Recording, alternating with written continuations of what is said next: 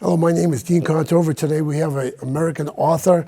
His name is Luke Salisbury. He's written No Common War, and I'll show you the book in a second. He's also answers baseball, the Cleveland Indian, Hollywood and Sunset, and many other books that we won't entail. He wrote about this book about it, and I read the whole book. It's No Common War, the name of the book, and I'll show you the book here if we can zoom in on it. No Common War is a book about your ancestors, right? My great-grandfather. Your great-grandfather, Luke Salisbury, who fought in the Civil War. Civil War was in 1861 to 1865, for a lot of people who may not know.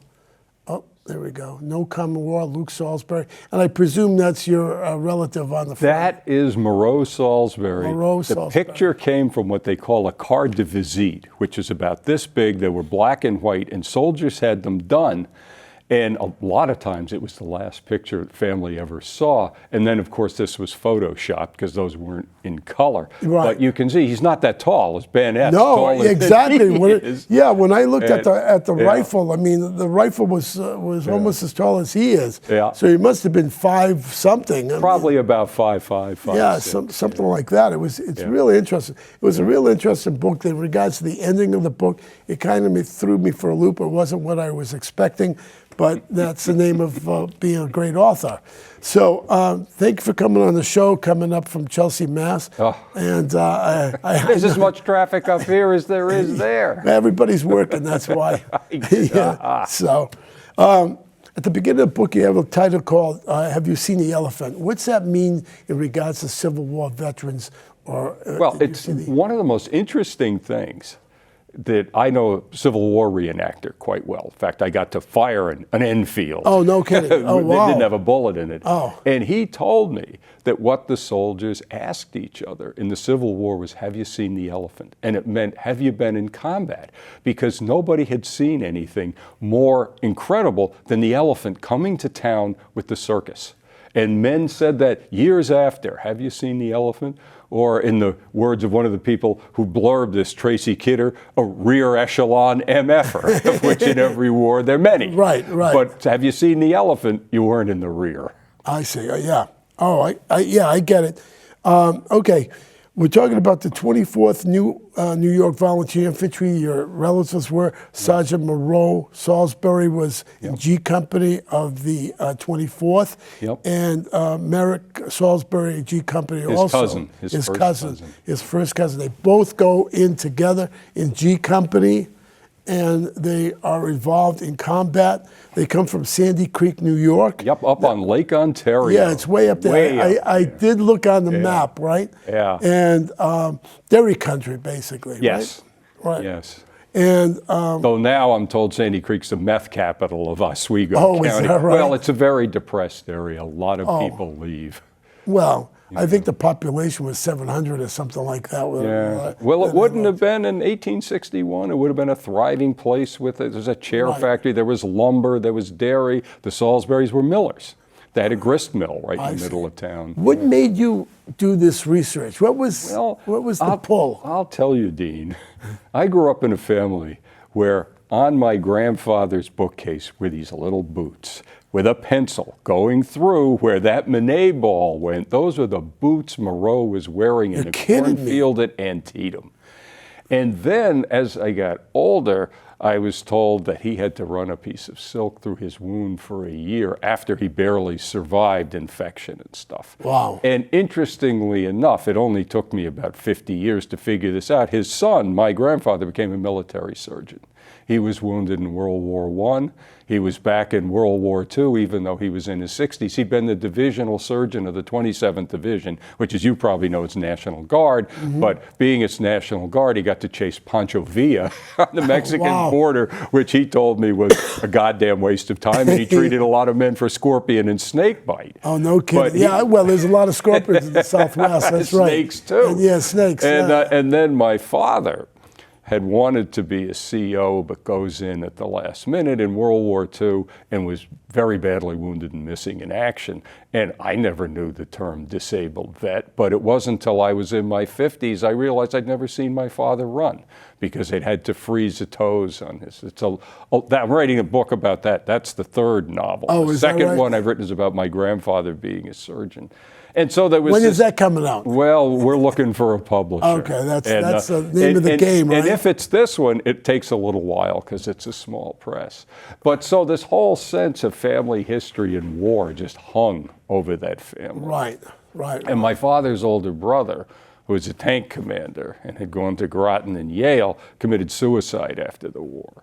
Wow. And I must tell you, my father was one of those people that hated the Vietnam War in a way that I think only someone who's been there, seen it, and gotten hurt can. Yeah, that's understandable. But on the other hand, Dean, I mean, he was absolutely up to me, put no pressure one way or another, but just you could hear in his voice the respect he had for the guys that did do it. You know, that's... So even at the height of the 60s, I never had any bad feelings, partially because we used to go up to Sandy Creek for the summers, and a lot of guys I used to drink with, they didn't get drafted, Dean, they all joined the Marine Corps. So there was always a personal connection to these things. Right. You know?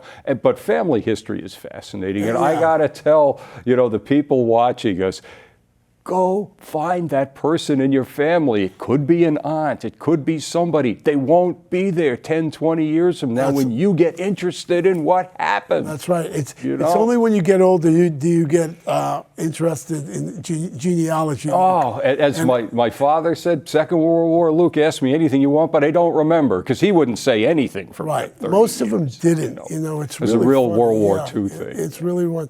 Yeah. So did you go to Morrell was wounded at the Battle of Antietam. The most KIAs in America in that battle, some numbers were 5,000 to 7,000 were killed or missing in that battle.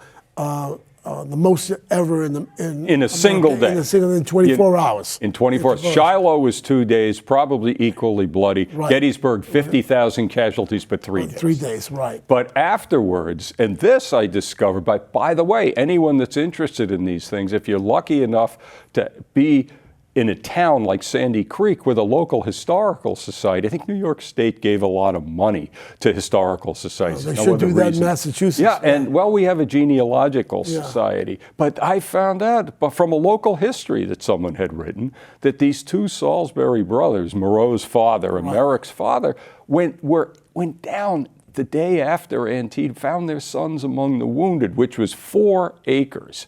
And of course, if you know about Civil War medicine, it's cut, saw. Right. And I give know morphine or give alcohol to the and then cut his limb off or something like that. And if you didn't die of shock. Yeah. And of course, it was worse in the Confederate Army, because at least in the Union Army, they'd chloroform. In the Confederate Army, they'd chloroform, they captured it. And it's just, Civil War medicine is pretty primitive. Yeah. Well, I mean, it was only after World War I that most people died. Most people died of diseases prior to World War II. That's correct. It was only after World War II that most people died of wounds that they encountered, not from diseases. I mean, and the difference in the 3 big wars that my relatives were in is Civil War, chloroform and cut off your leg, or don't, and you take a chance and end up running a piece of silk through the wound because they didn't know why, but they knew if it closed on the surface it would get infected. World War I, things are better, but they don't have antibiotics yet, Dean. So if you were lucky enough to get back, from the dressing station to the field hospital to the big hospital, you might have tubes in you to suck off the stuff so you wouldn't get infected. Now, in the Second World War, they had antibiotics, or at least the Americans did. I know when my father was a prisoner of war, he got no painkiller and nothing. And spent a year in Walter Reed afterwards. Wow. Grandpa was a colonel stationed at Walter Reed. He got him sent there. By the way, my father was not happy that the Army hospital was being closed. I just want you to know that. But then he said, 3 times a day, he said, those big dull needles. But he got antibiotics that saved him. Yeah, penicillin came out during the World War. Yeah. right, just before World War II, and that was a big. Well, it had been discovered by Fleming, who did not try to enforce his patent to make $1 zillion on World War. You know that most of the penicillin that was grown at a place in Brooklyn in a warehouse that was like 4 stories No kidding. high. Yep, No and they kidding. just grew thousands of those Wow. cultures. But And ampicillin and all those other Right. things came on after that. I'm going to read you something, and your prose is great, and I did read the book. I mean, I believe it. I believe you read it, Dean. You know, it was just great. It says, this is what it says: I paid, but praying didn't feel right. Hell, the Lord already knew. It happened again. I thought about what I did, truly thought about it. I decided I am no better than the other man, no more sincere, less mean, maybe, but no better.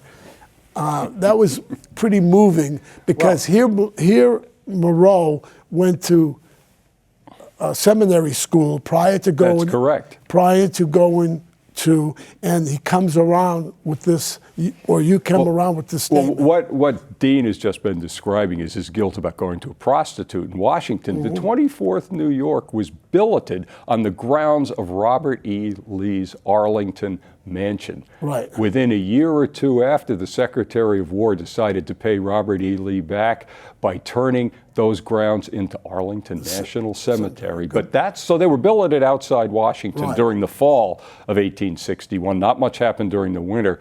And then they get caught in like 5 battles, including South Mountain, where they charge up the mountain and being shot at from the sides. Name the 5 battles that the 24th New York was Boy, in. well, South Mountain, South Mountain. Second Bull Run. Okay.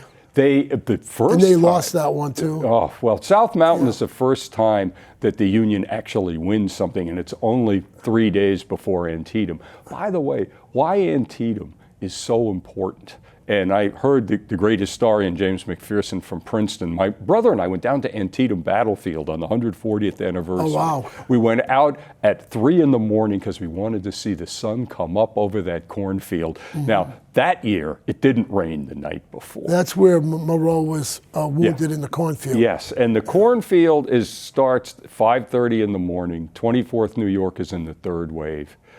That cornfield was crossed and recrossed maybe 15 or 16 times. By both sides. By both sides, and by 1 o'clock in the afternoon, they said you could walk across it and not touch the ground. There were so many dead and wounded. And what the 24th New York was headed for was the Dunker Church and the Confederate batteries. They never got there. They almost got there. Then they get pushed back. On the other side, the Westwoods, about 3 hours later, Oliver Wendell Holmes Jr. was wounded. And there are a lot of famous people, Benjamin Harrison, whatever, who were at that battle because both sides were so big. Right. And it was so bloody. But after the battle, Lincoln felt it was declared a victory. Even the battle itself was a stalemate. By the way, Lee was so convinced that McClellan wouldn't attack the next day that he took a whole day getting his wounded and recrossing the Potomac River.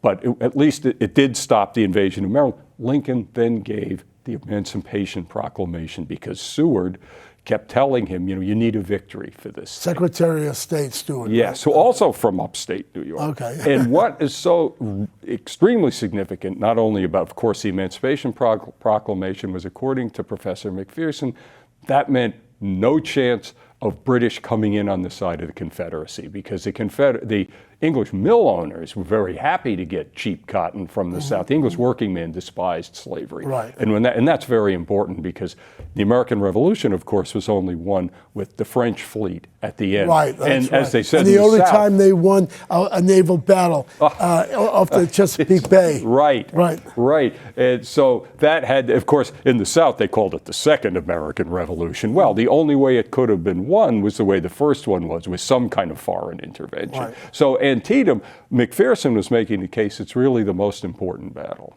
Okay, General McPherson.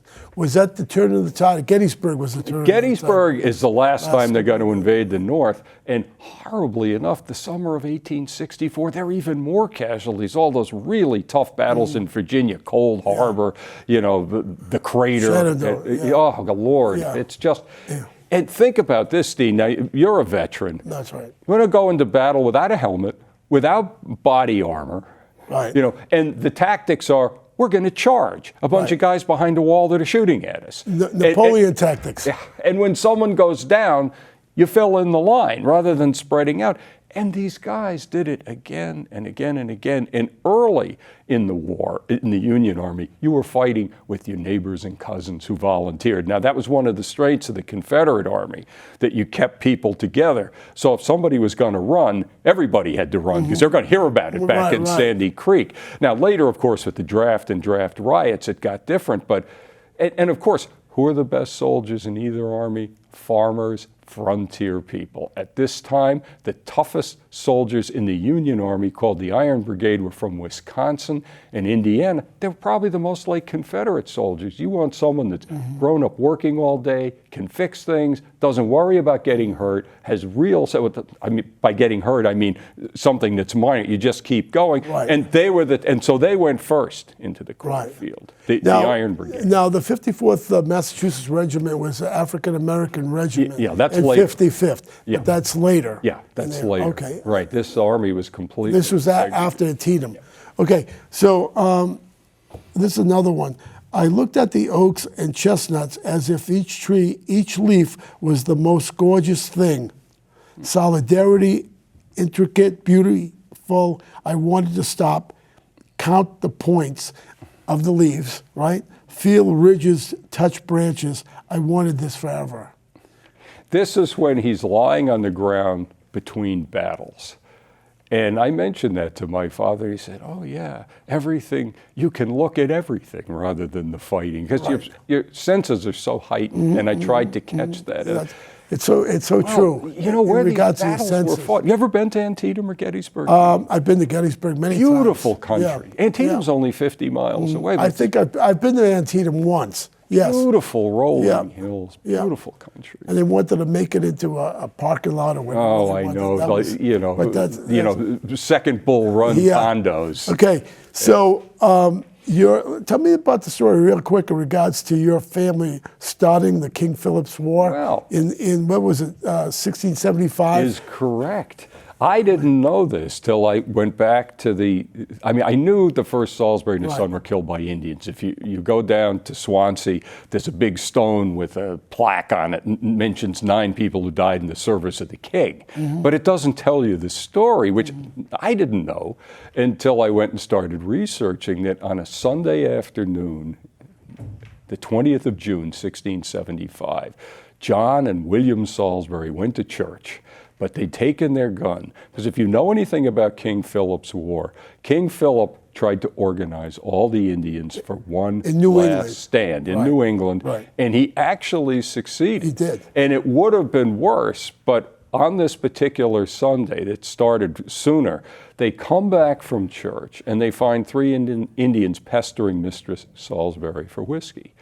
The father, Mrs. Salisbury. Mistress, Mrs. she would have been called. She's Mrs. Mrs. Okay. With her 8 or 9 children. All right. And there's the father and the oldest son, and they've got a gun, one of those ones that would stand on something like this. Yeah. And the father tells the son to shoot, and he does, even though the Indians are unarmed.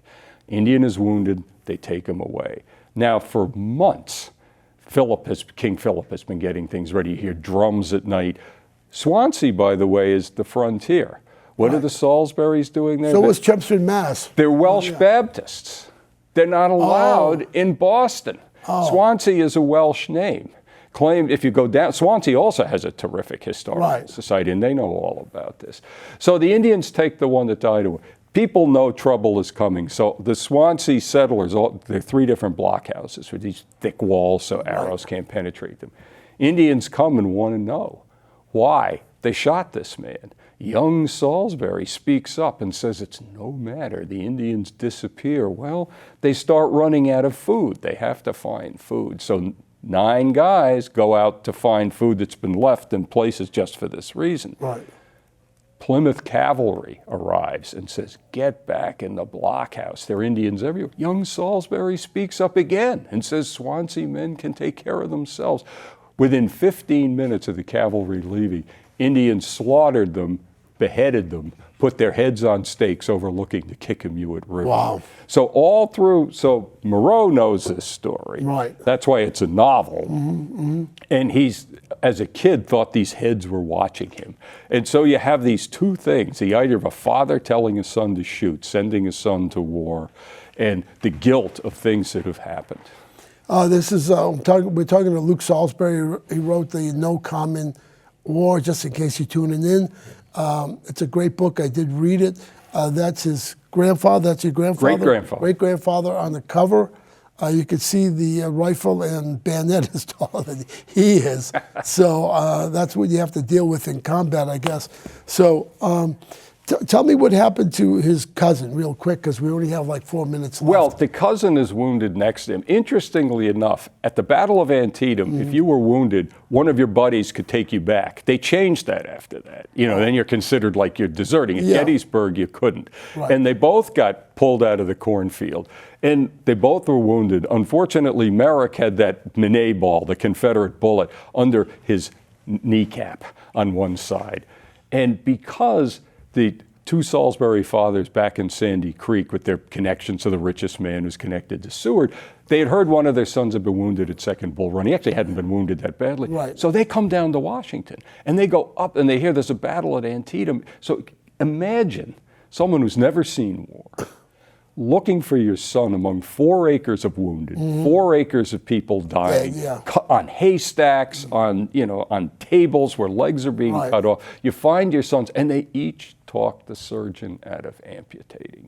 And the surgeon, and by the way, the surgeons were not drunk when they did this. Many of them became alcoholics later. Understandable. Yeah, exactly, because it was hell. Right. And the surgeon just said, one of these boys will survive if he has a constitution of iron, the one shot through the ankle, and the other will be dead in 10 days. He didn't die in 10 days. It took him 3 weeks. He died in Frederick, Maryland, where one of the people who came down taking care of Massachusetts soldiers wounded was Big Frank Fay, mayor of Chelsea, who had quite a lot to do with raising money for the Sanitary Commission, which is what they called the medical. And I want to say that one of the things I discovered, unheralded hero of the Civil War, Dr. Letterman, Jonathan Letterman, who ran the Sanitary Commission, and at Antietam, each unit from each state had their own doctors and stuff. He organized it. And he was very proud of the fact that at Gettysburg, all the Union wounded had been taken off the field before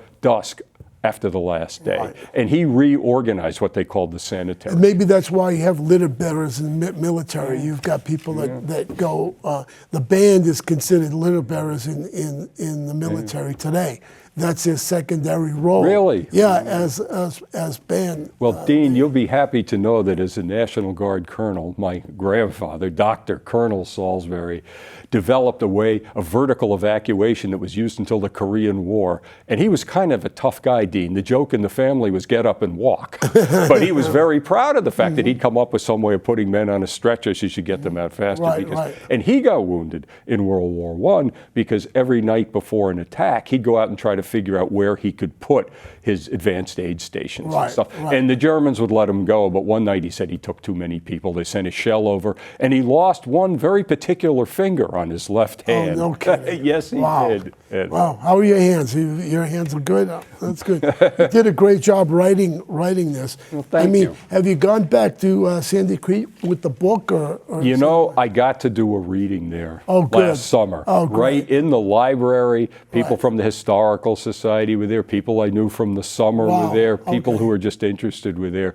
Oh, they have a wonderful historical society. I mean, it's beautiful country. Yeah, listen, go to your local bookstore, No Common War. Amazon. Any awards yet or anything? No, but I know Jerry Gold, the publisher, has sent it out for 7 awards. Okay. One of them is the Pulitzer Prize. I might not get that, but maybe some. Well, hopefully. Then I can say I know you, Luke, But hey, I'd be settled with a nomination for just any of these things. The Mark Twain Prize, Chautauqua. Yeah. There's W.Y. Boyd military fiction. Mm-hmm.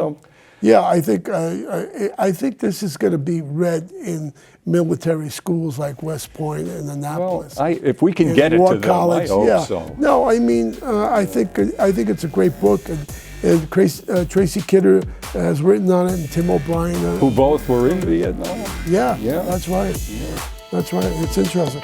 You know, I mean, it's been a while since I've talked to you, and it's good to see you. We're old friends from way back when. Yes, we are. But I won't tell you.